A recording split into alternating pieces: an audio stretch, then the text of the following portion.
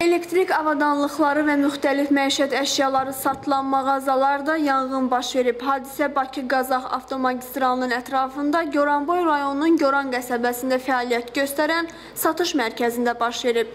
Qəfildən başlayan yanğın tez bir zamanda ətrafa yayılıb. Alovu ram etmək mümkün olmadığından hadisə yerinə yanğın söndürənlər çağırılıb.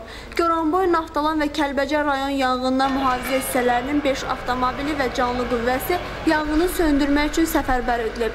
Nərman Şirinova məxsus mağazada başlayan alov obyektin ambarını və yanar konstruksiyalarını yararsız hala salıb. Alov ona bitişik olan digər mağazaya da keçib. Yanğın zamanı obyektdə satılan avadanlıqlar yanaraq yararsız hala düşüb.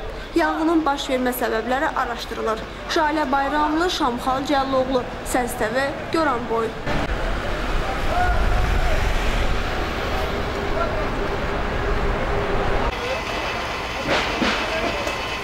Hamısı üstü açılır. Yanğın belə də doğrayıb bir-birinə